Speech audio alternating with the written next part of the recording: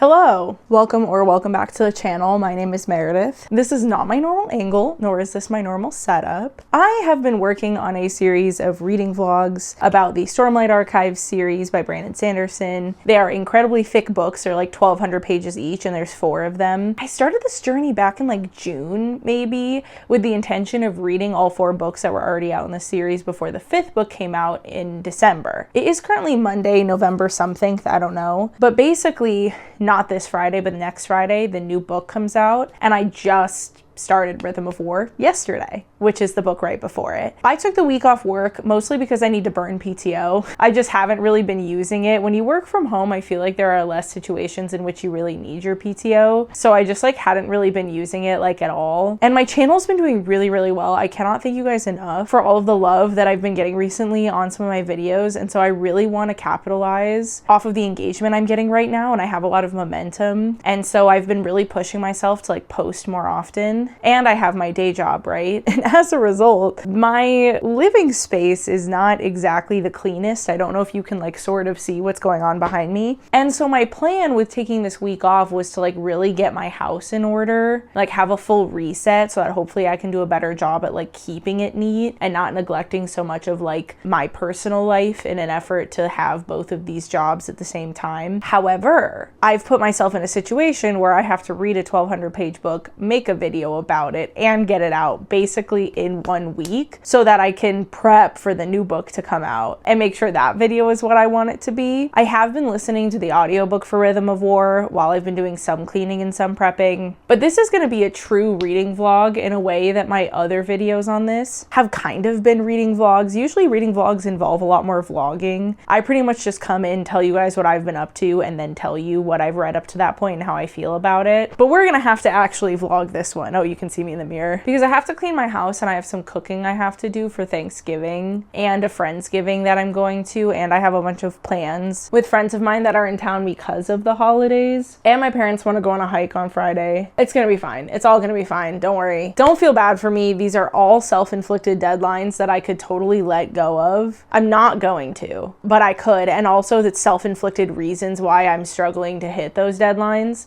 So really, I have no one to blame for any of this but myself. But all of that being said, I have a bunch of clean laundry in this hamper that's actually folded, that's just not put away. So then I have a bunch of laundry scattered across the room that didn't go into the hamper because I had clean laundry in there. And also the room's just a mess in general. So we're gonna clean it, and I'm gonna tell you about part 1 of Rhythm of War. So at the end of the last book, we found out that Dalinar has gone full god mode, and he's able to open these things called perpendicularities. And I kind of made a joke that I think that they should continue to have battles on top of entire fields of infused gemstones so that they don't have to worry about re-infusing their stormlight, because I thought it made the battle really cool. And it turns out Sanderson also thought that would be cool, because he basically made one of Dalinar's powers the ability to open these perpendicularities that make it so that stormlight kind of auto gets infused into gemstones. Basically they don't run out of stormlight, they can just continually recharge while the perpendicularity is open. So from here on out, it seems like during battles, at least while Dalinar is there, we're not going to have to worry about anybody running out of stormlight. I mean, is it convenient? Yes. Do I care? No, because it makes those scenes very, very exciting. Sometimes it's okay for authors to do things that are convenient for their narrative, and I'm not really going to begrudge him that. So yay, Dalinar can make everybody infuse their stormlight so we don't have to worry about people running out of stormlight, and we can basically just forget about that while they're all battling. Is anything else really even going on with Dalinar? I feel like we didn't spend that much time with Dalinar in this part. He can open these perpendicularities, and he's trying to navigate the whole battle thing. We know that Taravangian, who's this other king, is essentially working with Odium, and basically all of the Alethi that we're watching, they don't know whether or not they can trust Taravangian. I appreciate that, because at the end of the last book, they kind of made it sound like they were just gonna trust him again, because even though they found out that he was kind of working against them, it's well,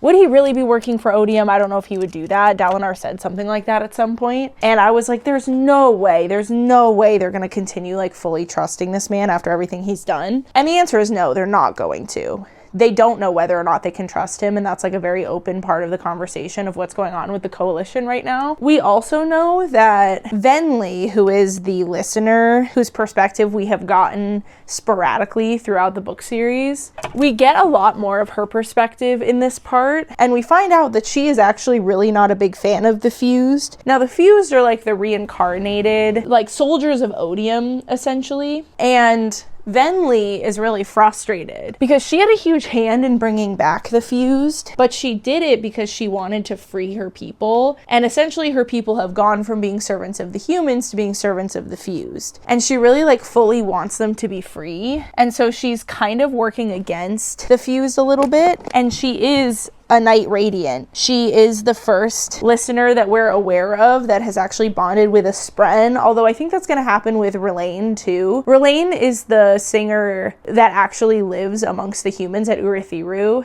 and is like trying to help them fight the singers and the Fused. There was a really cool part with him where Kaladin tells him that they found him a Spren and he's going to be able to become a knight, but then he finds out that that Spren was basically like forced to choose him, like Kaladin kind of forced the Spren, and so he's like, no, I want a Spren who actually wants to bond with me because they see the honor that I bring, and I thought that was a really cool part from him. So I do think we're going to end up seeing him become a Knight Radiant at some point as well, but until then, Venli is the only singer that we're aware of that is able to bond with a Spren that isn't a Void Spren, but her situation is really interesting because she's bonded with a Void Spren and with a not Void Spren, with a regular Spren, I don't know what to call him. So she has both, and I think that's really, really cool. She's unique in that way, you know? So we know from her perspective that what the listeners are planning to do is essentially invade Urithiru and attack while the humans are still weak. Oh, I don't even know if I said, there was actually a year time skip. So between the last book ending and this book starting, a year has passed. That becomes important in some ways and not in others. But basically the war has been going on for like a year now. And basically this Fused ends up getting reawakened. She wasn't supposed to get reawakened because she had gone insane, but she did get reawakened anyway. That she's been really focused on how to defeat the humans and really wants to invade Urithiru. And so we know from their plan that the plan was to have Taravangian move specifically Dalinar and Yasna away from Urithiru so that they could all attack. They basically said without the two of them there, they don't think the humans could win a battle against them in the state that they're in right now. We see them make this plan, the Alethi I mean, we see the people at Urithiru make this plan to win back an area called Emul, I'm pretty sure. And so because they're going to win back Emul, Dalinar and Yasna are both going to go on this mission. And so Taravangian really like readily agrees to it. And that makes Dalinar kind of like, I don't know why he agreed to this so enthusiastically. I don't know if we should trust that, because they genuinely don't know if they can trust him or not. Obviously they can't. We know they can't. And I wish that they would just embrace that they can't, but I guess they don't have proof and he is a king, so they can't just like force him out. So anyway, all of that is really fun and really cool. I'm nervous for the humans. They also now are openly talking about how the tower works. We basically know that the tower works by being bonded to a Spren called the Sibling, and that the sibling died somewhere around the Recreants. So what I think is going to end up happening is something that I've already predicted many a times. I'm still embracing is going to happen. I think Adolin is going to end up reviving his Spren. And he and Shallan are about to go on a mission to Shadesmar. So I'm pretty sure it's going to happen while they're in Shadesmar. They're going to revive Adolin's Spren, and they're going to figure out that they can revive Spren that have been like the Spren version of killed. And then they're going to revive the sibling and maybe even be able to revive Honor as a result. That is my prediction. We'll see if I'm right about that. But at least as of right now, that's what I think is going to end up happening. And then once they revive the sibling, they'll be able to use Urithiru to its fullest potential. Now, if the Spren have to also bond with a human in order to make that work, then I do think that the sibling is going to end up bonding with Navani, who is kind of the main character of this book. I've been enjoying her parts a lot more than I thought I would. I was a little bit disappointed to find out that this book was about Navani because there's other characters that I just would prefer a book focused on way more. Like I really would love like a Yasna book. I want to know what's going on with Renarin. I want to know what's going on with Adolin. Like I want him to get a book focused on him. And so I was kind of like, Navani? Really? Navani. You know, I keep saying I should have had more faith in him because he's proven to me at this point that he writes really good books. And I once again am going to say that. He's proven to me that he writes really good books, and I'm really enjoying Navani's perspective. It's not really a shocker to me that it turned out Gavilar was a piece of shit at the end of his life. I think we've gotten some hintings at that. When I was reading Navani's like version of Gavilar dying, I wasn't really surprised at the fact that he was kind of a jerk to her. And I thought it was really interesting that she like basically wasn't sad at all that he died. Watching her cope with Elikar's death has been really sad, but she's otherwise been really fun to read, and I'm very excited to watch her kind of accept herself as a scholar. I also kind of said something in my last video about the possibility that the humans have really been enslaving the Spren to do some of their fabrials. I said that I thought that they were going to find out that people in the past hadn't had fabrials because of this, but I think it seems as though they actually did have fabrials, but they just worked in a different way. So I think the Spren are going to end up being able to bond with an object like a fabrial, or with Firu like the city, with a Spren like the sibling. They're going to be able to bond to it and operate it from Shadesmar, because we've learned through the Spren bond with the humans that what the Spren get out of it is sentience, essentially. So the Spren don't really have the ability to think without bonding to a human. And so the humans benefit from it by getting all these crazy powers, and the Spren benefit from it by being able to think. So I think that what's going to end up happening is that Spren can also choose to bond to a fabrial, like voluntarily, and that will make it so that they are sentient and able to think in the same way that if they bond with a human, and that they're going to end up changing all of their fabrials to be like that. Because Navani got this weird note from, I assume it's going to end up being actually from a Spren, saying that she's like a horrific person that's caused like the most pain on Roshar. Also found out from my friend that Roshar is the name of the planet. So she's going to end up finding out essentially that she's been kind of like enslaving Spren this whole time, and then they're going to change the way that all their fabrials operate to be whatever way the other fabrials operated. Shallan and Kaladin have been really central focuses of the book series up to this point. They've been super involved in all of the battles and super involved in all of the major plot points that have happened thus far, and they've both been through a ton. And we're watching that have emotional impact on them now. I am so happy about this. I've said in my past few videos that like Kaladin has been growing on me, and I just keep reiterating, it's not that I don't like Kaladin as a character, I just find his story arcs to be so predictable. But I am very, very excited now. He's essentially been pulled out of the front line of battle by Dalinar because he has what they're calling battle fatigue, which is PTSD. So he is essentially so emotionally worn down from the experiences that he's had in these wars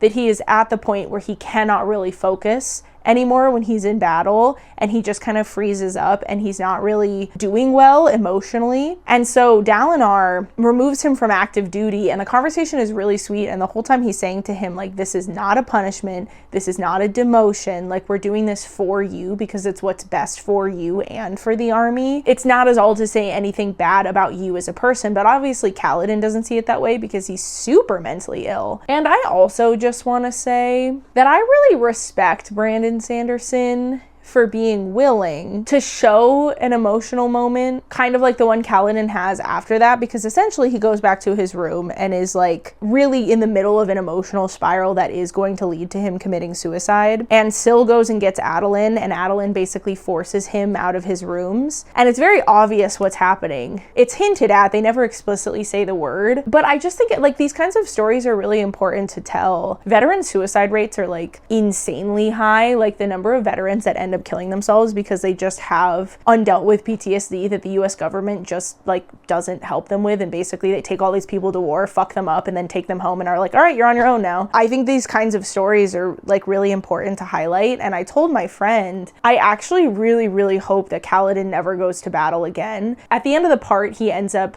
telling his dad that he wants to train under him as a surgeon again. And I genuinely hope that that is what he does from here on out, and he is just a surgeon. And I'm sure he will like fight at some other point, but I seriously genuinely hope that he never re-enters the battle and we get to watch him actually heal and actually get to a place where he doesn't have to like basically get broken and heal again on this cycle that he's been on. And I think if that's actually the direction his story ends, then I can forgive the number of times times that Brandon Sanderson forced me to read this man basically go on the same emotional cycle. And it kind of makes sense now because it's like he's getting re-broken by the same thing over and over again.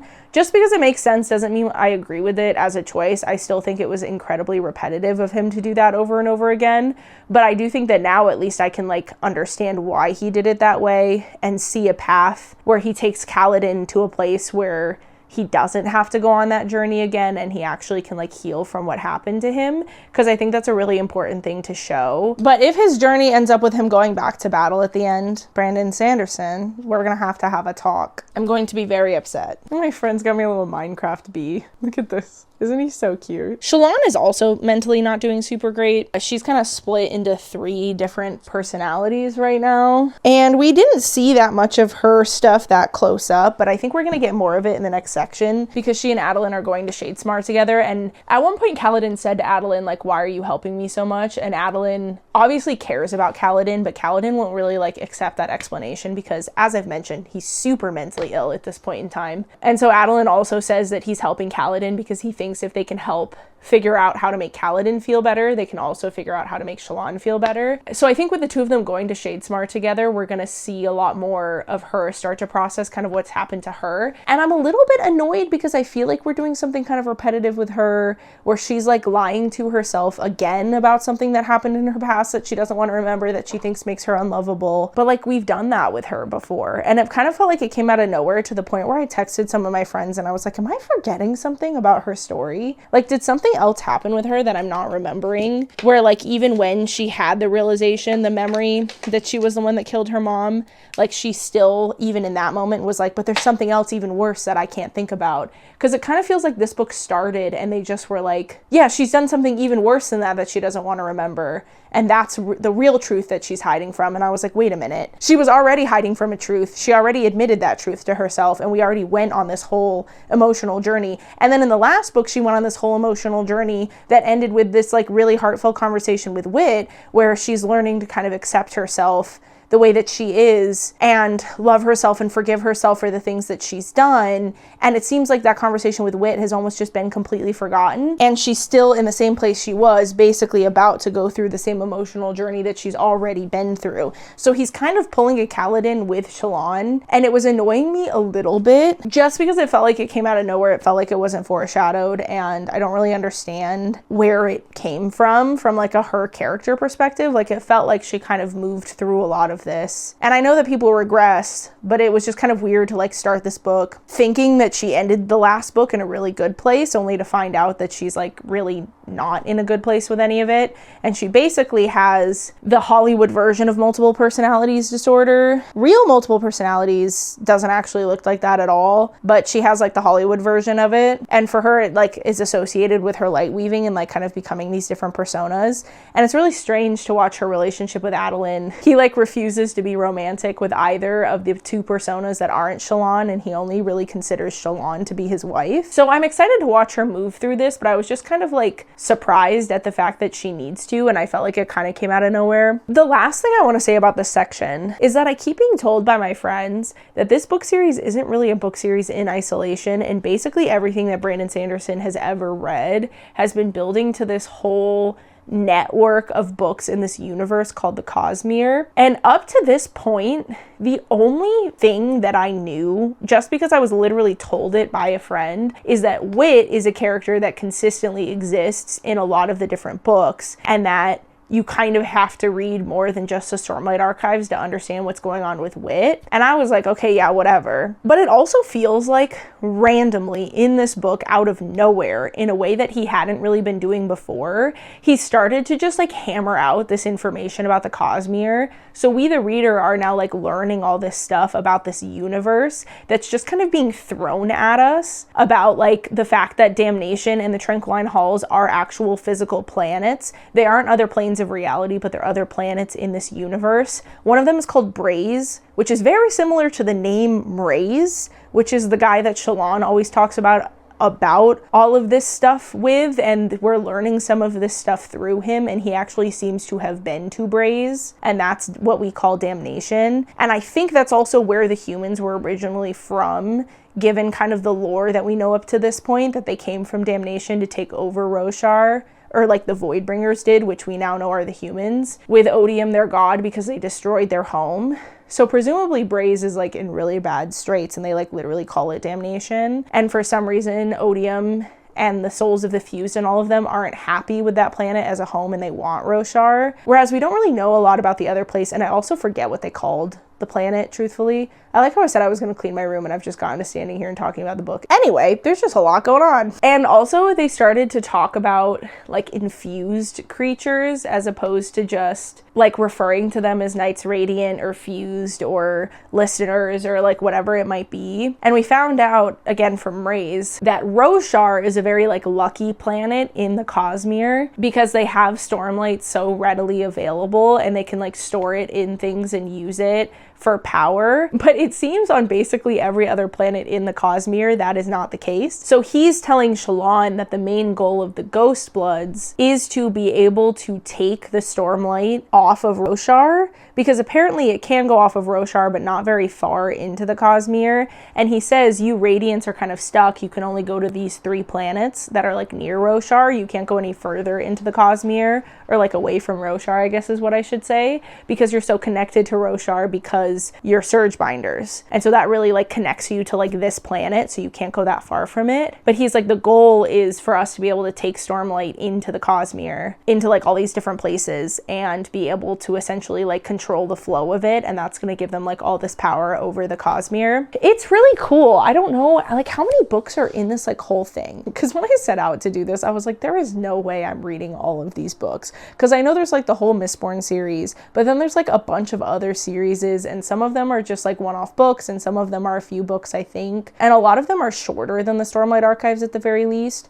But it is, per my understanding up to this point, like 20 maybe books that all kind of make up this whole Cosmere. And so I'm partially annoyed because he's making me like curious enough about it that I'm like, maybe I would want to read more, but I really don't. I've got to be honest with you, at least how I feel right now, I really don't. I feel like so much of my reading time this year has been taken up by reading these books, and I don't know if it's just the overwhelm of how thick they are that it just feels like it's been such a weight on my mind to like read them and do these videos. And even though I really was enjoying them and I like wanted to pick them up and keep reading them, I feel like it has genuinely taken up so much of what I typically use for my like fun reading time to read books that like aren't for the channel, because it's already a lot to like read a book per video, which is basically what I do. I mean, not 100% one-to-one, but it's already a lot to do that, let alone for one of those books to be essentially the length of 4 books. So reading one of these books for a video is like reading 4 books for a video basically. And so it's just been like so hard to fit into my schedule, and it's part of what's leading to like this whole reading vlog being the way that it is. So at least just how I feel right now, I'm like, no, I don't want to read anymore. Like, I'm gonna finish the Stormlight Archives, and that's gonna be the only series that I read, and I'll keep up with the new books that come out, and then that's going to be the end of the Cosmere reading for me. But then part of me is getting kind of curious about what Maryse is talking about, and I'm like, I don't know, the other books are shorter. Maybe I would want to continue. But also these videos don't do that well typically for the channel. I don't know. I'm still deciding if I'm going to pick up any of the other series after finishing this one. I have to even just look at how many books there are, because I don't even know off the top of my head. 20 was kind of a guess, but that feels really high. But anyway, I am enjoying these books a lot. I don't regret reading these books or making these videos. And again, I don't want you guys to feel bad for me. I chose all of this for myself, you know, and I chose not to abandon the series because I was really enjoying the books and I genuinely wanted to continue them. So even though it has been really hard to like work it into my YouTube schedule, I've powered through strictly because I wanted to continue doing it. And I am really enjoying the book, and I'm very excited to see where it goes. And I'm really going to try and read a part a day. I don't know if I'm going to be able to pull this off today because I have to take my cats to the vet. Don't tell them, but their appointment's in like 2 or 3 hours. And then I'm hanging out with a friend tonight that's in town, and I haven't read any of the next part yet today. I mean, pretty much as soon as I turn this off, I'll turn on the audiobook while I finish cleaning. Yeah, I don't know. We'll see. I'll try to get the next part read tonight, but if not, I'll probably finish it tomorrow. But from then on out, I pretty much do need to read a whole entire part a day to get it done in time. Good thing I took the week off work. And I will check in with you guys when I get the next part read. Hey everybody. It is the next day from me filming that little insert yesterday. It's about 7 p.m. and I just finished part 2 of Rhythm of War. There's a lot happening. I jumped the gun early in Oathbringer and said that I thought that it was going to become my favorite of the books. That might be happening again, which is interesting because per conversations with many of my friends who have read this book series, for a lot of them, Oathbringer is their favorite. They think it is the best. But I feel like this one is driving me to read, at the very least, more than Oathbringer is. Like, Oathbringer I was definitely interested in, and I did want to continue reading it as it went, obviously. But with this one, I finished reading part 2 and I literally was like, well, I better go upstairs, turn my lights on, and film me talking about this part because I just want to keep reading and I have hours more tonight before I have to go to bed. I don't think I'll finish the whole next part because it's, yeah, like 300 pages almost exactly, which would be a lot to read before I go to bed, but who knows? We're about that far in. It's about halfway through and shit is going down. I'm yelling timber. I've made that joke on this channel before and you're gonna see it from me more because I do enjoy saying that. But anyway, I want to amend something I said in my commentary on the first part. As I've mentioned many a time in these videos, I have a lot of friends who really like these books, and I mentioned to one of them that I was frustrated with the whole Shallan having to reveal another secret thing, and it felt like we were doing the same plot point over again. And he informed me that that is in fact how the Lightweavers advance in their powers. At every ideal, they have to admit a new secret. So my bad. I mean, my point still stands that it's like a little bit repetitive, but my bad. But turns out she's gonna do that to hit her 4th ideal and her 5th ideal. I just wanted to amend that quick before we moved forward. So let's start with Adolin and Shallan. They went into Shadesmar on a little journey, and Shallan is really struggling with her 3 personas. It's really starting to affect her relationships, the people around her. The journey's really long. They're on it about 4 weeks, and she knows that amongst them is a spy that is reporting to the Ghostbloods. My theory was that the spy was going to end up being Vale, just because it always was conveniently when Vale was drunk, that stuff seemed to get messed with, and they thought it was because then they weren't like watching, and so the spy felt like they could be more bold. But I think it's going to end up being that Vale was drinking in order to mask the memories of Radiant and Shallan, and then was using that time to send messages to the Ghostbloods. At the end of their part, there were 2 kind of plot twists. The first was that Adolin surrendered himself to the Honor Spren for judgment, and basically was saying, you say you can't trust me because of the crimes of my ancestors. So he asked them to take him in for judgment to see if he really is worthy of the judgment of his ancestors. But it's really nuanced seeming, for lack of a better word. Like, he's not on trial for the crimes of his ancestors. He's basically saying, I want you guys to judge me and see if I'm similar to my ancestors, it seems, or just see if I'm like worthy of trust. Since you say you can't trust any of the humans and all of us are going to betray our oaths and all of that, judge me and see if I am worthy of your trust. Adolin is the best character for this to have happened to because he truly is the nicest person on planet Earth. And not only is it something that we see in him throughout just his entire existence as a character, but it is everyone around him's perception of him as well. So we see him being the nice person ever, but we are also informed by basically everybody else's internal monologue that he's the nicest person ever. So if anyone's to be judged by the Honor Spren, Adolin feels like a good person to be in front of them. I still maintain that he's going to end up reviving his Spren, but I do think the way that he's treated his Deadeye Spren is going to become very important to this whole trial thing. But the other thing was that Shallan came to the realization that it was Pattern who was the spy. I think this is a false lead. I don't think Pattern is the spy. I think Vale is the spy still, but I think for a while she's gonna not trust Pattern, and then she's gonna end up finding out it was actually Vale, and it's gonna shatter her trust in herself, and it's either going to lead to a big moment of emotional growth and her admitting the secret to herself and swearing the 4th ideal and advancing in her light weaving powers, or it's gonna completely knock her off the deep end and we're gonna get a few hundred pages of her being super depressed before she does all of that other stuff. This is the 4th book though, so I maintain that they're gonna swear the 4th ideal. That's basically what's going on with them. It's crazy pants. And I was kind of upset when I realized that that was the last chapter we were gonna get in the part from Adolin's perspective. In fact, let me make sure, let me go past the interludes and make sure that we're gonna get his perspective in the next like part at the very least. Oh my gosh, no. Are we gonna have to go through a whole part without knowing what's happening with his trial? Because there's not Shallan or Adolin on this. I'm kind of bummed about that. The other major thing that happened in this part is we found out that the sibling, which is interconnected with the tower, and essentially the sibling and the tower are one,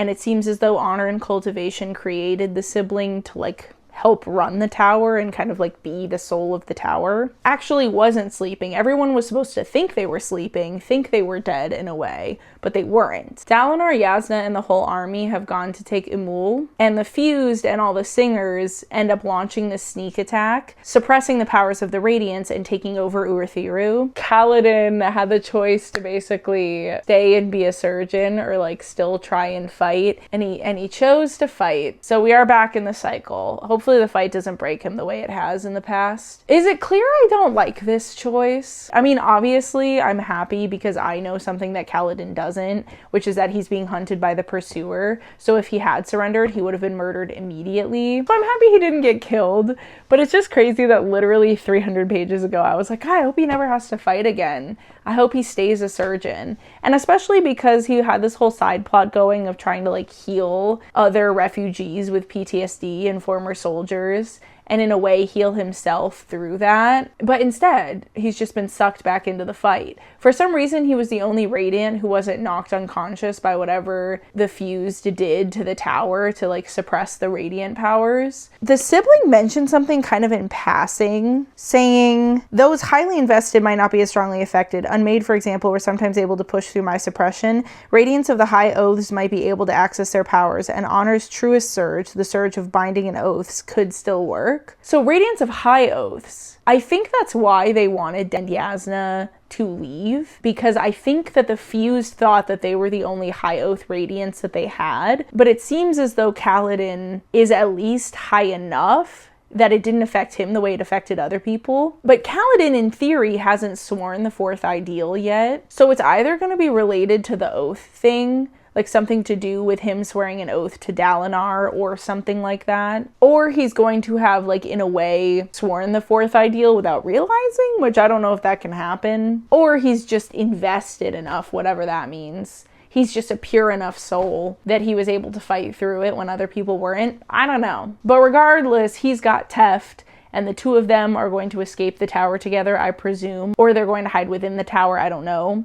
But the other big thing that happened is that Navani managed to shield the sibling from whatever it was the Fused was trying to do to it. So the Radiant's powers are still suppressed, and it's not something that they can undo now that the shield is in place, so they'd have to bring down the shield to undo that. So within Urithiru, any Radiant's powers are going to be suppressed. However, the Fused can't do any more damage to the tower in the way that it operates in the meantime. Dalinar is obviously going to be very upset when he finds out that the tower has fallen. I don't have that much more to say. It's very cool, and I just kind of want to keep reading. I want to see what happens with Kaladin. Although I don't think his perspective was on this part either. We have, oh yeah, Kaladin. Okay, we do have Kaladin. Kaladin, Navani, Dalinar, Venli, Ishonai. What? She's dead, supposedly, allegedly. I guess not. And then Yasna and Renarin. Okay. That's after I get through the interludes, which are Moash, who's now Vyre, Lift, and Taravangian. I'll probably finish the next part tomorrow, and I will check in with you guys then. It's the next day. I'm going to a Suns game with some friends tonight, and I have, I'm not joking, 5 minutes until they're here to pick me up. But I just finished part 3, so I'm gonna do my best to talk about it quickly. Shit's going down. Dare I make the same joke twice in one video? Guys, I don't know what to tell you. I'm yelling timber. It's crazy. This book is crazy. It's interesting because so many of my friends said that Oathbringer was the best of the 4 of them, but I am enjoying this one so much more than I enjoyed Oathbringer, and I enjoyed Oathbringer a lot. I had a lot of fun reading that book, but I don't know. There's just something about this one. Maybe it's because the main character is a woman. I just feel so much more invested. I'm a lot more nervous in this book is maybe a better thing to say. In the last book, I was pretty convinced, even in the crazy parts, that he wasn't really going to wipe out anyone all that important. I'm less convinced of that in this book because I know we're nearing closer and closer to the 5th book, which he has claimed is going to be a bloodbath. I think we'll lose a few Radiants, but I don't think everyone is gonna die. But I say all that to say, when Kaladin's in fights with the Fused, it's so dire. Like, it's so dire, and it does low-key feel like he's going to die in one of these. I don't think he's actually going to, especially because Moash made a comment to Odium about how he doesn't think Kaladin can be killed. I'm sure that's not true. In fact, Kaladin is one of the people that I have theorized is going to die in the next book. In my head, I don't think I've shared those theories with you yet. So I don't think it's impossible to kill him, but I also don't think he's gonna die here. I think that's a waste of his death. I think he will die in the next book, but I find myself insanely stressed in those scenes because it is so dire. It really does feel like he's going to die, and he keeps finding these incredible ways out of these situations. Navani's been outsmarted by the fused lady, probably could have seen that coming. We're learning a bunch about the different lights and how they come from the different gods. At one point, Navani had a theory that the thing that had kind of messed with the sibling was the addition of Odium into the tones of Roshar.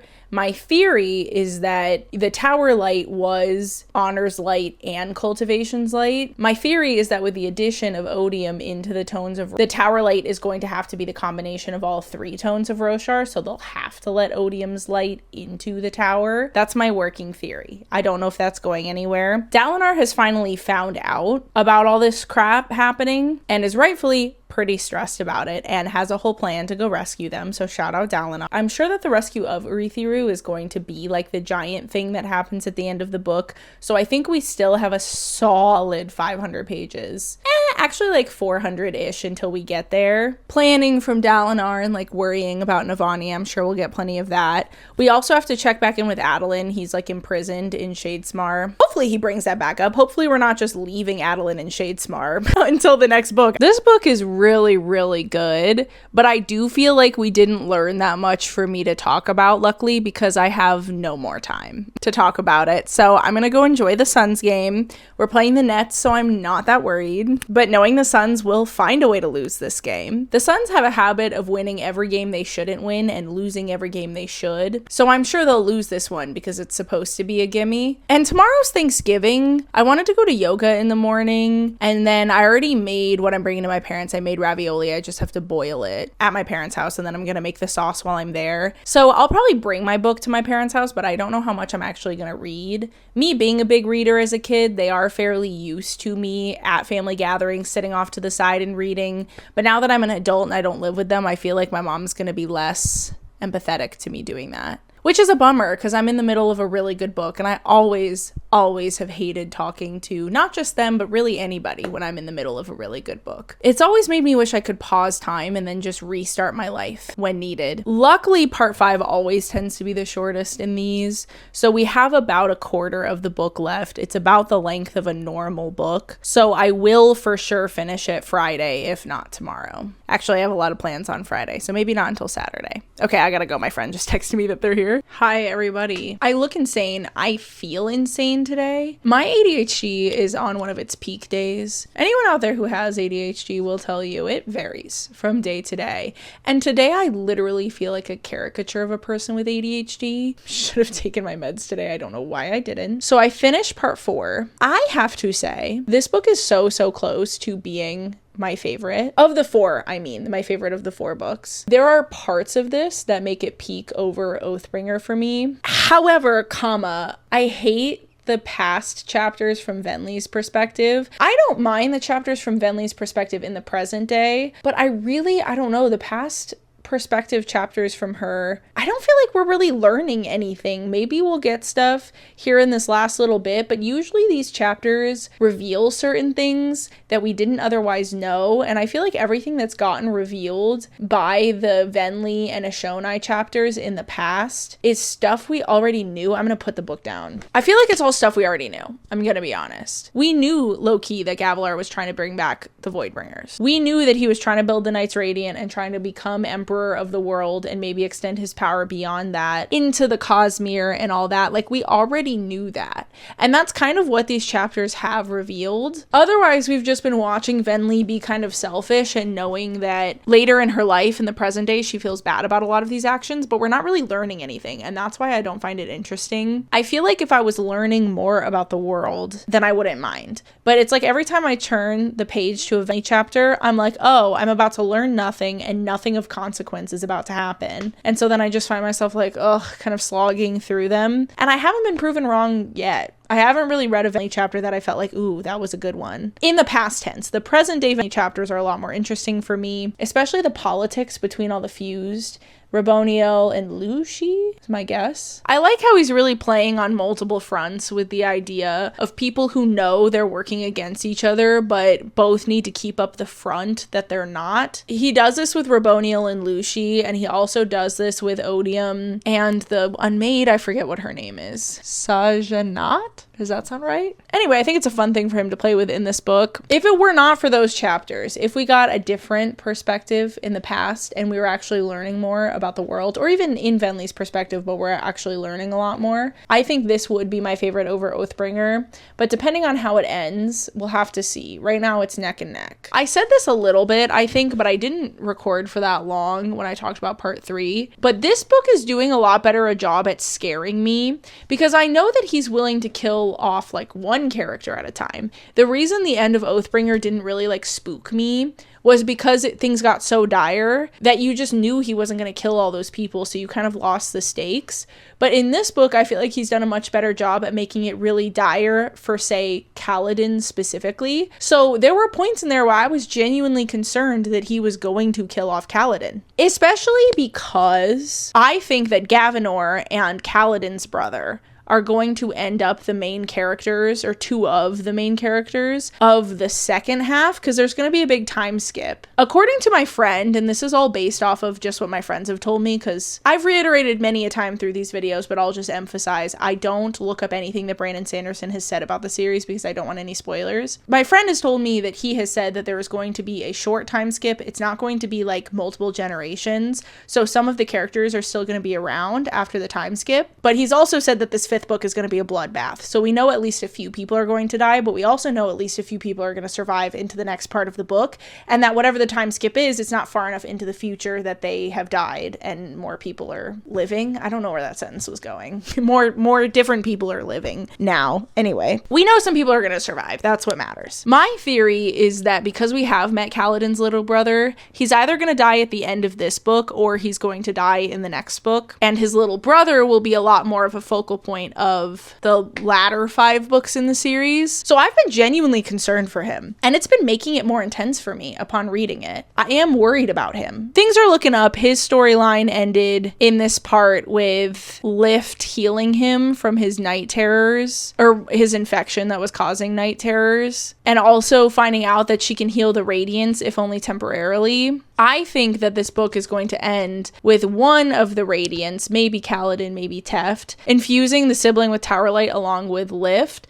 Navani is either going to figure out how to teach them to make the Tower Light, and then they're going to send it in as Tower Light, or they're both just going to put their hands on it and infuse it at the same time. I don't know which it's going to be. The sun is going down, so now I just have the one light. Sorry if the lighting's changing. But anyway, things are kind of looking up for him, which just further leads me to believe that he maybe is going to die at the end of this book. I don't know. But I guess we shall see. I do hope that he and Lift save the sibling and that the tower does not fall. To the listeners, Navani, boy howdy. So I knew this book contained a hard magic system. Bear with me. Okay. Fantasy likes to use a bunch of different terms because they like to define things. So there's like high fantasy, although they don't call the opposite of it low fantasy. They just specify high fantasy, which I think is really funny. They also have hard magic and soft magic. A soft magic system is something like a Studio Ghibli movie. It's where the magic exists, but no one ever explains it. It's just there. The world is that way. You accept it as the viewer and you move on. A hard magic system is when the magic is defined and logical and the author clearly explains to you what that logic is. From the beginning, it's been obvious that this is a hard magic system, but he hadn't really sat down and explained a lot of things to us other than the fact that the storm is why there's stormlight, and that's also why the world is different in the different ways that it's different from our world. That sentence made no sense. I cannot believe I have subscribers. You guys like watch for me to post these videos to hear me say sentences like that. The world, they don't have like soil, they don't have like normal grass. There's a lot of like strange things to do with the plants. A lot of the plants are a lot more lively and behave a lot more like animals than our plants do. And early in the original Way of Kings book, which I conveniently have sitting right here, I believe, in Way of Kings, which is the first book in this series, there's this land called Shinovar, and they always talk about how strange Shinovar is, and then when they describe it, it sounds a lot like our world. I have complimented Brandon Sanderson in this because I think it's fascinating. It's a really, really incredible way to show the difference between this world and our world, is by having an area in this land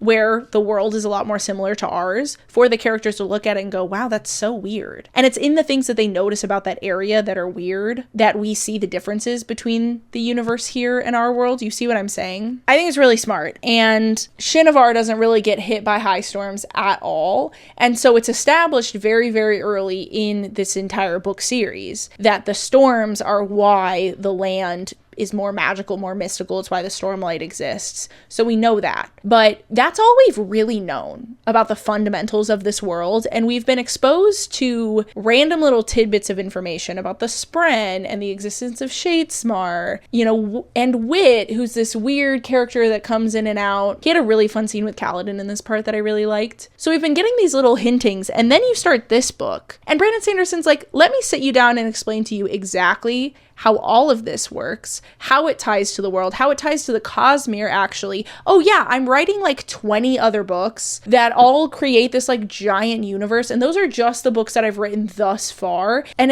they're all individual series, but they connect together in a broad way, and Wit's in all the books, apparently. Appears in every single one of them, if my friend is to be believed. And this all connects to this like greater story he's telling across like all these books. And we're just gonna break down all of that for you here in this book now. I've already complained a little bit in this video about how I don't like how it's making me kind of low-key want to read the other books, because I don't want to read them. I don't want to, emotionally. I'm just being honest with you. We'll see if I end up picking up the Mistborn series. I'll be honest with you guys. If I do, I'm not sure I would do it for videos. I might do it for fun, not for videos. If you like and comment and send it to your friends who also like this book series so they can like and comment, and then the videos start doing well, then I'll definitely do more of them. But I don't know if I would like commit to doing another series about another Brandon Sanderson book series, at least how I'm feeling right now. But I am really enjoying reading this one, and so I might read more for fun. Not decided yet, but he just launches all of that on us, and a lot of it is discovered by Navani. Navani has really grown into herself as a scholar, and she's been studying all the different lights. There's the void light and the storm light, and now we know there's life light, which is a light of cultivation. So these are the three gods of Roshar, and they each have their own tone. And there's the rhythms of Roshar, which we've known from the beginning with the listeners, and they're kind of these rhythms of the land that like have all these different emotions to them. There's tones that have to do with the lights, and then if you combine like a tone and a rhythm, then you can like manipulate the light. I think that eventually this all is going to come in and explain how the Radiants do what they do and what their powers are scientifically, based off of their bonds with the Spren and these things called surges. We haven't quite gotten to that explanation yet, but I found the chapters with Navani and Raboniel really, really cool. I found it very interesting. I enjoyed reading about it. It was very scientific. Had to turn on my big brain, but that's okay because I always have my big brain on when I'm reading for the channel. And that's why I never miss little details, and I never mess stuff up, and I never say stuff that's wrong. Right? Right, guys? Right? I never do that. I never do that. I'm just kidding. The engineer in me did have a lot of fun reading this stuff, and I always enjoy when my sci-fi authors show that they understand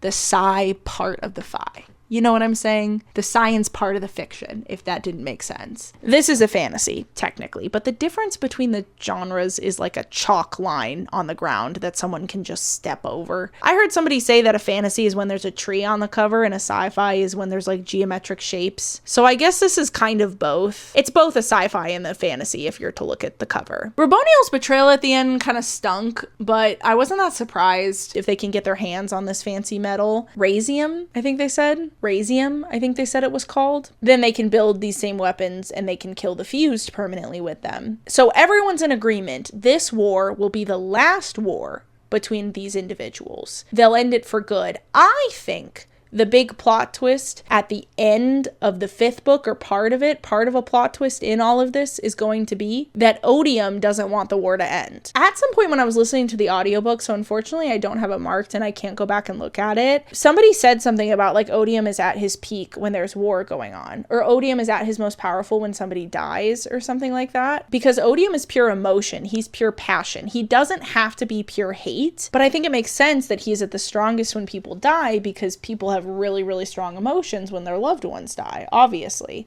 So I think Odium thrives off of war, and I think the big secret is going to end up being that he didn't really push that hard to come back that quickly, because the humans ended up at war with each other, and that created plenty for his power to feed off of. And that now that he's returned, like that he wants the war to be eternal, because he wants to just constantly feed off the misery and the strong emotions from war, and that like peace doesn't generate as strong an emotion as war. So Odium is like telling the listeners in the Fuse that he wants to like win the war outright, but that's not really what he wants. And I think it's kind of going to turn the listeners in the Fused on Odium at some point, maybe. In fact, I haven't even finished this book yet, but I'm gonna go so far as to say that Odium is going to be destroyed, unmade, controlled, enslaved in some way, imprisoned in book 5. I said it. I don't think he's the big bad of the whole entire series. I don't think the back half of this book series is going to be about destroying Odium.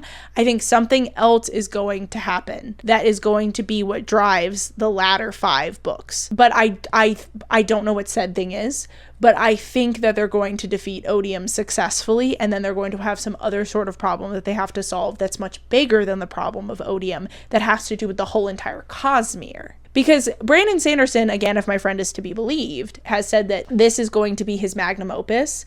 The Stormlight Archive series of all the book series he's written is going to be like the biggest thing he's ever done. It's his life's work, essentially. And so I feel like whatever he's doing with the Cosmere itself is going to resolve in the latter Stormlight books. And so that's why I think this problem is going to end up bigger than Odium, whatever the problem is. There's gonna be more to it. The only thing that makes me kind of hesitate about that is in one of the little like snippets we get before the chapter, there was a point where somebody said once Odium figured out that he could destroy the other surges or something like that, he's been doing it just to become more powerful. So maybe they aren't going to defeat him, but they are instead going to find out that his true goal is to like rule the Cosmere, and so the fight is gonna go off of just Rosharl into the Cosmere, but they're still gonna be battling Odium, or they're gonna defeat Odium and there's gonna be an even worse bad they have to fight next. They're gonna pull a supernatural and they're gonna defeat the devil and then have to figure out what monster is like worse than the devil that they could fight next, because they decided they wanted to make another season of the TV show. I'll never forgive them for that. It should have ended at season 5. Next, let's talk about Adeline and Shallan in Shadesmar. Boy, did I enjoy those chapters. Shallan's emotional journey resolved very quickly for my taste, personally. I feel like we got introduced to Formless, and then Formless got sent to the ether like right away, like all kind of just right in like 3 or 4 pages. It was a very bizarre chapter. I've enjoyed their time in Lasting Integrity so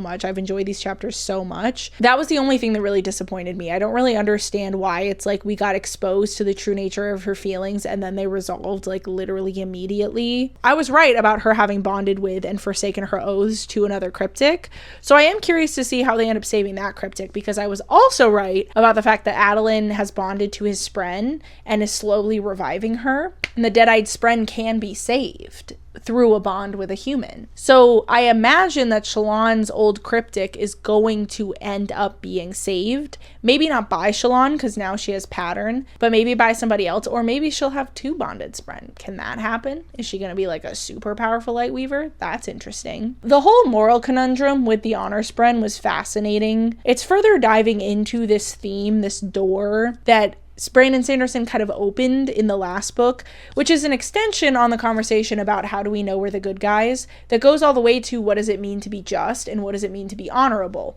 The honor spren are the children of honor. They are supposed to be these super honorable beings, but they decide what honorable means, and so we watch as they behave in a way that we don't consider to be honorable, but they clearly do, or they wouldn't be doing it. They're the honor spren. I found that to be fascinating. I love that concept. I hope we're not done exploring it, because we saw saw as Maya kind of regained her voice and was able to say, like, no, don't punish Adeline. Like, we chose. And we'll talk about that. We'll get to that. But I feel like the stuff with the honor spren wasn't really like resolved per se. In fact, none of the honor spren really reacted. They all just kind of like wandered out of the hall, like very confused with this new information, very taken aback. They've got to go process. They have to figure out how they feel. So I'm sure we will see more of the conundrum with the honor spren as time goes on, or at least I hope we do, because that whole idea of being honorable to your own definition of honor is so fascinating to me. And it's an extension of what we're seeing with Seth. We've got justice by your own definition of justice. We've got honor by your own definition of honor. Oh, I love it so much. I'm so here for it. I love it. And finally, of course, there is the plot twist, which I did not see coming. So the original spren that were bonded with the Knights Radiant that all became Deadeyes, when the Knights Radiant forsake their oaths, we find out from Maya, when she's able to speak again, that they chose that fate. So the spren have spent this entire time believing that the humans turned their backs on the spren and killed a bunch of them, or like the spren version of dying, turning them into Deadeyes. Oh,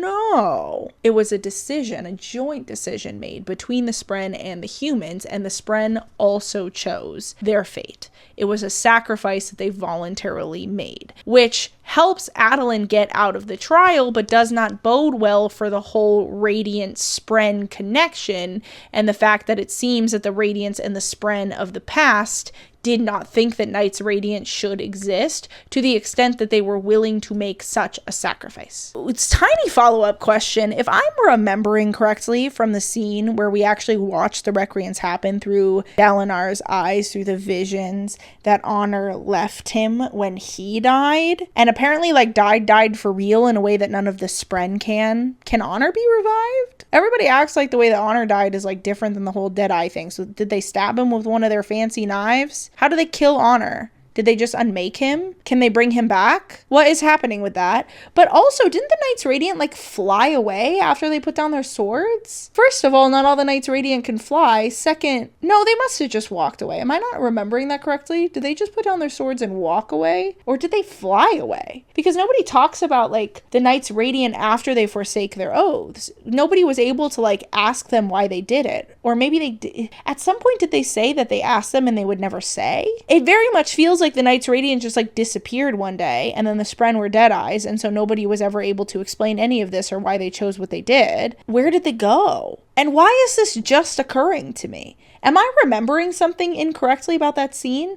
I feel like did they fly away or did they walk away? And if they walked away, where did they go? And why was nobody able to ask them why they did what they did, to clarify all of this way back when? Why didn't they tell anybody? Because the big plot twist at the end of the last book, or 2 books ago, was supposed to be this big secret, which was that the humans are the invaders on Roshar, and also that it was the surge binding on their old planet that destroyed the planet. That was why they needed a new home, which was why they came to Roshar. Pause. So if those are the secrets, and we already know those secrets, like the spread, like why did they think they were going to destroy this planet? Because like I said, I feel like at some point in this book it was mentioned that there was something about this planet that protected the planet from being destroyed by the Radiant and the Spren. So is that the information they know that our humans still don't know? Is that there is something about the planet that is going away, maybe slowly? And so the protection of the planet is going away. And so if they keep using the surges, they're going to destroy the planet the way that they did their old planet. I don't know. I wonder how many answers we're going to get in the rest of this book. There's like 100 and... Let's see. I'm on 1107 and it goes to 1260. So I got about 150 pages left if I'm doing that math correctly. 153, just about. So we'll see how many answers I get by the end of this book. The endings of these typically are packed. I do think the humans are going to free Urithiru. I don't think it's going to fall to the listeners, but I could be incorrect about that. We shall see. At the very least, I think they're going to get some of the Knights Radiant that are trapped there out. Whether or not they end up saving the tower or not, I am not sure. Although I do think it would be cool for them to save the tower so we could see how the sibling actually works and how the tower works when the sibling is actually in control of it, as opposed to living there without the sibling. So yeah, I'm gonna go cook dinner. I'm gonna listen to the audiobook while I do some of that, and then I have to clean my kitchen. Oh my god, you guys, I like simply must clean my kitchen. So I'll probably be listening to the audiobook until I'm done with that. that, and then I want to finish up with the physical book because I do enjoy the act of reading with my eyes more so than listening with my ears. I do. I'm sorry. But I want to know what happened, so I am going to listen to the audiobook while I cook and clean. And then I'll probably sit down for the last like 50-ish pages, read them out of the book, and then I'll sleep on it. And I'll check in with you guys tomorrow. By the way, it's Wednesday. The new book comes out on Friday. So tonight I have to finish this book so that tomorrow I can read the 200 or so pages that are already out of the new book, so that Friday, when I get my physical copy of the new book at some point during the day, I can just start from like 200 pages in. So I only have 1,000 pages to read before I can put out another video. And with that, I will check in with you guys when I'm done with the book. Hi everybody. I finished Rhythm of War. I finished it on Wednesday, December 4th. I'm filming this on Thursday, December 5th, and the new book comes out on the 6th. I did it. I did it by the skin of my teeth. I read all the books when I got the videos out. And I have thoughts. I have thoughts and feelings and emotions, and we're gonna dive into them. You guys might not like some of them, I'm gonna be honest. I have strong feelings coming out the other side of this book. I can finally word some of the things that I've been kind of hinting at over the course of these videos. Finally figured out how to explain what bothers me about certain things. We're just gonna dive right in. This last part focused mostly on Navani and Kaladin, though we saw a few parts with Dalinar and like one scene with Adolin and Shallan. I don't really feel like anything in Navani's storyline surprised me really at all. Even the anti-stormlight and anti-void light thing, I've got to be honest with you. I said in one of these inserts, like right at the beginning, as soon as we found out that there was a knife that could kill a herald, I was like, oh, they're gonna figure out how to use that to kill the fused. I didn't really understand right away why it was such a huge plot twist that they then ended up also figuring out how to use those knives to kill Radiant Spren, because I would think that the knives that they used to kill the heralds could kill the Radiance in their Spren as well. But now that I think about it, maybe that's not exactly true. Maybe the Spren would have just been trapped in the gem, because the herald's soul was supposed to get trapped in the gem. It wasn't supposed to completely disappear. And I feel like at one point in the little like inserts before the chapters, there was a part where it was said their souls can't be contained in gems like that, and so they do just kind of like dissipate into the beyond. So I think the gems were intended to hold the souls, so maybe if they had used the knives in their original condition, it would have just held the Spren as opposed to actually killing them with the anti-stormlight. But it took me a bit to realize that. When I first read that scene, I was like, why is this such a giant plot twist? I guess I can make more of these knives now. Maybe they didn't know how to make the knives, but I feel like I kind of get it. I feel like I talked myself back around into being like, oh, okay, I kind of get why that was a plot twist. But other than that, I thought Navani's storyline was cool, and I thought we learned a ton about how like the void light works and the stormlight works and the tower light and the, you know, cultivation light, all this stuff about the logistics of the magic that we see that I'm sure will get built upon more and more and more as we continue. So all of that was really fun. Definitely a brain teaser for me. Had a lot of fun doing it, but I did see Navani bonding with a sibling coming by like a mile. Saw that coming by like a mile and a half, so I wasn't that surprised by that, but it was still cool. It was still fun to read, and I enjoyed the drama of the whole scene, and I did not anticipate her killing Raboniel. That was dramatic and traumatic, and I need time to heal. But I take back saying this book shouldn't have been about her. I think he did a really good job making it interesting, even though going into the book, I wasn't super interested in the idea of a Navani book. I did end up really enjoying her story, and I'm excited to see how her relationship with Dalinar progresses now that they are both bondsmiths. I find it incredibly fascinating that the Stormfather kind of flippantly mentions that they've had relationships between the bondsmiths for cultivation and honor, but they've never had a relationship between the bondsmiths for the sibling and honor. So the romance reader in me is incredibly curious to see if that ends up becoming important, because the bondsmiths are all about connection, and they have like connections with a capital C with a bunch of other things, and they can see the connections with a capital C between things on Roshar sometimes. And so with them having as strong a connection as a romantic, very loving connection where they love each other a lot, does that affect how their powers work? And are they going to be able to combine some of the lingering remnants of honor with some stuff to do with the sibling? Is that going anywhere? Is the fact that they have a romantic relationship with each other going anywhere? Because I find that Brandon Sanderson does not flippantly mention things too often that don't end up becoming important. So I imagine having the Stormfather say, this is curious. We've had relationships between bondsmiths before, but never between one of honor and one of the sibling. I feel like he wouldn't have bothered throwing that line in in there if there wasn't going to be something about the fact that they're romantically involved that affects how their powers work and maybe allows them to become more powerful or more connected to each other. I don't know. We'll see. But they really are the it couple of this universe, and I'm excited about that. I've been told there are some romance aspects of these first few hundred pages that have been released prior to the book coming out that I'm going to enjoy. I've been told that by some friends of mine, so we'll see if they're correct. I wonder if this is the thing they were talking about or if there is some other romance we don't know about yet. I wonder if Kaladin's finally going to get a real romance instead of his sham romance with Shallan that he just got over right away. Speaking of which, I have finally figured out how to word why all of the Kaladin mental health scenes bother me so much. I feel like that's been a sore point between you and me. I feel like I say that in every video, and I get comments and I get things from friends in real life that are like, why don't you like these scenes? Why are you so against Kaladin finding himself again? Why are you so against him losing his way? And the truth of the matter is, having so many friends that love these books, I think, have made it a very interesting reading experience for me in so many different ways. And one of them is that I find myself wanting to be neutral, like gravitating towards being neutral almost about these books, because there is like a petty part of me that doesn't like how much my friends are enjoying me being like, I think this is gonna happen, and then something else happening. And it makes me like want to not like things sometimes, and I have to like fight that feeling and be like, no, you have to admit he's a really good author. You have to admit he wrote some of things really well. He's tricked you with some things, you know, don't be overly negative for no reason. But I think on the opposite side, I also have avoided being super negative because I don't want to hurt anybody's feelings. But I've got to be honest with you, the way that he writes the mental health journeys of his characters is wearing on me to the point that it's starting to become like a real problem for me. And I've finally been able to figure out exactly why that is. Without bearing my entire soul to you and telling you my entire life story, I will just tell you guys that I myself have struggled with mental health in my life. And when I say I've struggled with mental health, bad at points sometimes, okay? That's all I'll say. And there was a point in the last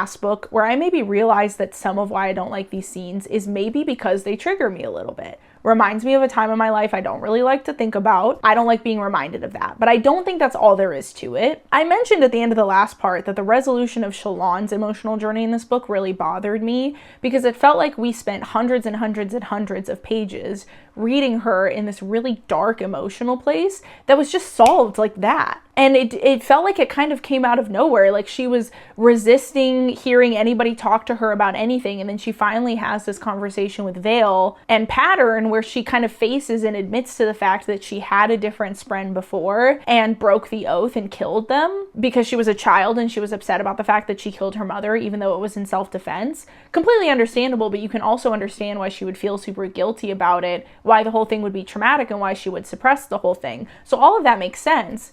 But she just gets exposed to these memories and then is like fine. And like, yeah, she keeps saying like, yeah, I'm still sad about it. But it's like, it doesn't feel like she is. Like the way that her internal monologue is written is as though she's just fine. And Brandon Sanderson is telling us instead of showing us that she still feels kind of sad about it and still has stuff to work through. And so it does just kind of feel like she like snapped into being fine. And when that happened, like as I was reading this emotional journey of Kaladin's in this last part of this book, it clicked for me that that's what bothers me about Kaladin too. Every time his mental health situations resolve, it's always like that. He always just like has a moment where he realizes something or someone shows him a kindness or he's able to lean his head on somebody's shoulder and it just fixes all of his mental health problems. And yeah, obviously it doesn't fix them permanently because he ends up regressing and we end up watching him go through it again. But I just feel like Kaladin snaps into depression so quickly and then snaps out of it so quickly. And that, just saying, has not been my experience with that particular mental illness. And so I'm not saying that his experience is unrealistic because my experience is not everybody else's experience. And so it's entirely possible that other people have experienced mental health trouble the way that Kaladin has, and they could feel very seen by his journey. And so I'm not sitting here and saying it's unrealistic because I don't think my experience is everybody's experience. So I don't think anybody can sit and say that a mental health experience is unrealistic. Maybe it's possible that other people's experiences with depression have been like this, where one big realization and one big moment is what helps them kind of move on and they just get better. In all of my mental health struggles and in all of the times that I have regressed in my life, I have never ever just snapped out of it like that. And I honestly think, especially with how deep into a pit Kaladin gets with his mental health and how bad things get, I'm gonna say it, I think it's potentially somewhat damaging to show him just fixing his mental health like that. Because I don't want anybody out there who's struggling with it to think, A, that that's going to happen, or B, that that should happen. Because in my experience and in my conversations with other friends who have struggled with similar mental health problems to what I've experienced, the journey out of it is slow and long, and that can be hard. And when you're having some of the thoughts that Kaladin is having, the potential for that journey to take a long time can feel too taxing, and it can push people past the edge. Like, even if you know that there's a potential light on the other side, you feel like it's so far away that there's no way you could actually reach it. And also, typically when you're in that kind of mental health space, your opinion of yourself is very poor. And so if you see enough times a character that you idolize essentially able to fix their mental health just like that, and just like be better, then you might have an experience that means a lot to you. You might have a moment with somebody where you lean on them and they're helpful to you and it does make you feel better a little bit. And then maybe you have a moment where you're like, well, why didn't that fix my mental health? Why didn't that fix me the way it fixed Kaladin? And I just think that's dangerous. I understand that people regress. And when I say that, I feel like Kaladin's mental health journey isn't similar to mine in any way, shape, or form, despite us seemingly struggling with the same mental illness. I don't mean the regression part, because regression is a perfectly normal part of a mental health journey and it happens to all of us. I just feel like the fact that he like basically snap regresses and then snaps out of it, it's like a light switch. He's like depressed and then he isn't, and then he's depressed and then he isn't, and then he's depressed and then he isn't. And when he is depressed, he's like deep in the pits. And not only that, he's able to recognize it. Because when you're actually in it, you're just like, oh, my life sucks. I've always felt this way and I'm always gonna feel this way. And this is just how life feels. And there's never been anything different. And there's no word for how I feel. This is just my existence. That's how you feel in the moment. And that's not how Kaladin ever really feels. He has maybe moments here or there where he's like mentioned stuff like that. But when you're in his internal monologue, he recognizes the numbness. He recognizes the darkness. He recognizes it every time it comes around. And his opinion on his life is never just negative, without it explicitly being mentioned that it's this darkness that's followed him his whole life and he doesn't understand why it's reappearing, and he understands that that's what's causing the emotions but he can't fight it. That was like a year of therapy for me to even get to the place where I could do that. And the fact that we're seeing Kaladin now at the beginning of his therapy journey, but he's somehow able to recognize when he's in a depressive spiral and when he isn't that easily from like the beginning of the book series, I don't like it. I gotta be honest, like I'm tired of it. And I just know he's gonna keep doing it. And like, I like everything else about these books, so I'm just gonna power through.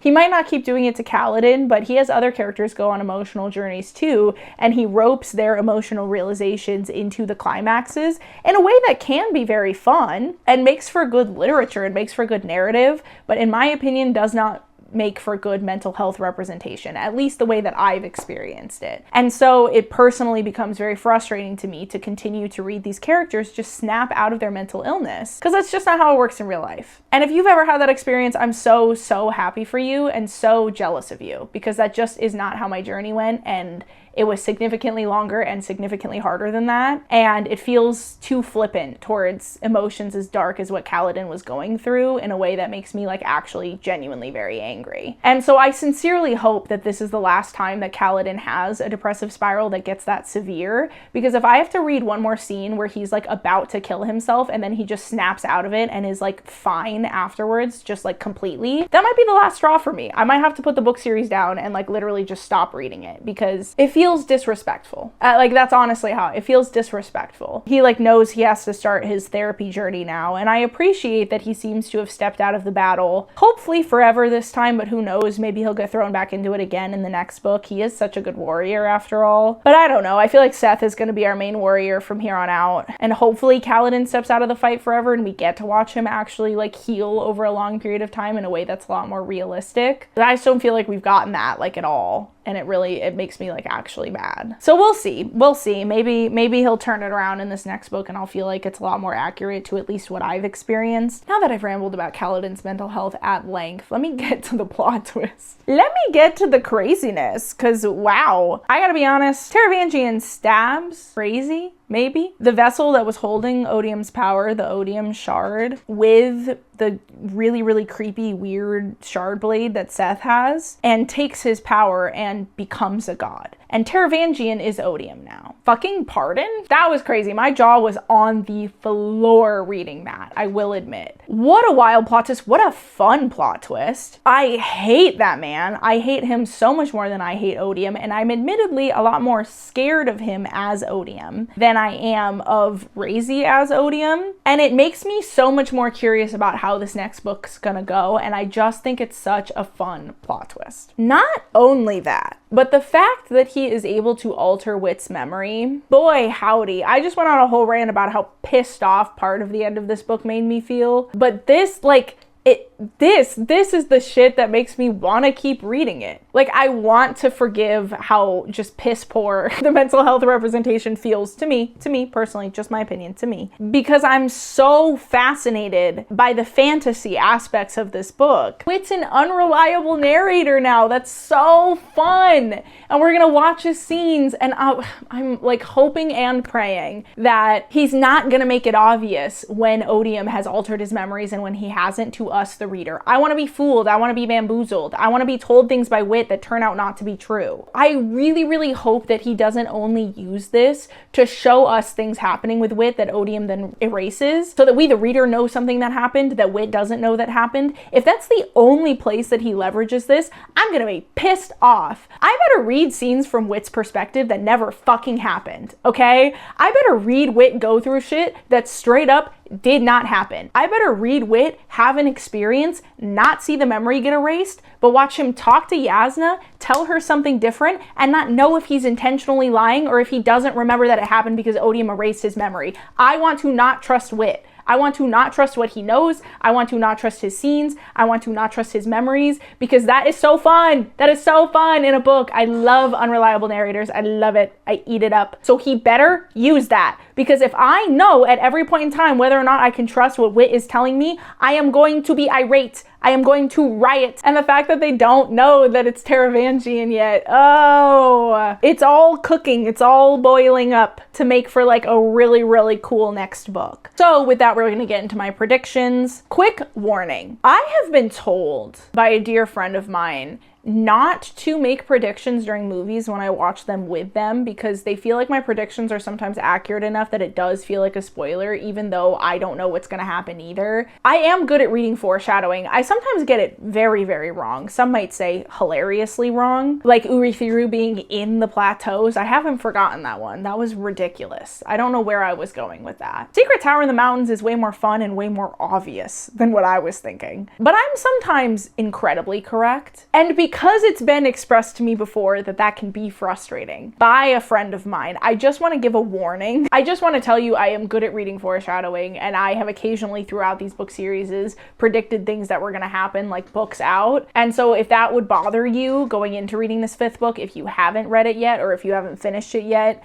and you don't want to feel like things are spoiled, this is your warning. This is just a warning. All that preamble, and I'm about to tell you, I truly, honestly, fundamentally, from the bottom of my heart, do not know who is going to win this Battle of Champions. I do not know. I couldn't tell you. My gut says that Odium's gonna end up winning, but my gut is also telling me that that's not going to be the end of the book. If I had to pick a direction, if you were forcing my hand and I had to guess some of the big plot twists in this next book and what they are going to be, I think Odium is going to end up winning the Battle of Champions, which means that he wins the lands that he has now, does not have to return Alethkar, and that Dalinar becomes immortal. He becomes one of the fused. He continues to get reincarnated if he dies, and he is who Odium sends out into the Cosmere to do his bidding. My prediction is that they are not going to find out that Odium is now Taravangian until after the Battle of Champions. I think Taravangian is going to end up winning the Battle of Champions. I wonder if Taravangian is going to choose Seth as his champion, although he has to get Seth to commit to him, so maybe not. I don't know who his champion will end up being. I wonder if it's someone we haven't met yet. That would be kind of boring. Is his champion gonna end up being Wit? Because Wit can't die.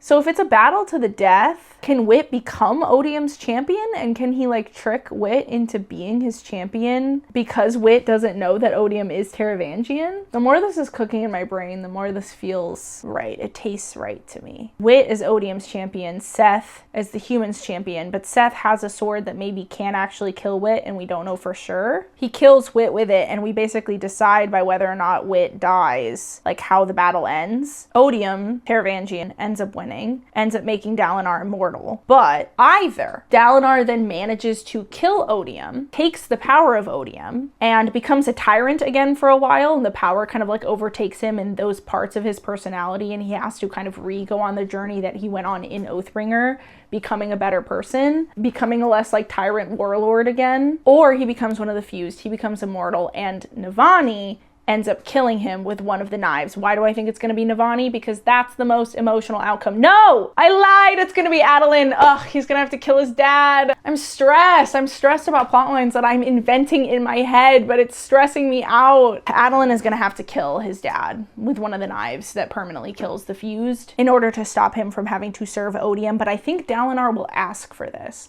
I think Dalinar will ask Adolin to kill him, and Adolin will do it. And it's going to be really sad, and I'm going to sob. I don't think both Adolin and Shallan are surviving this book.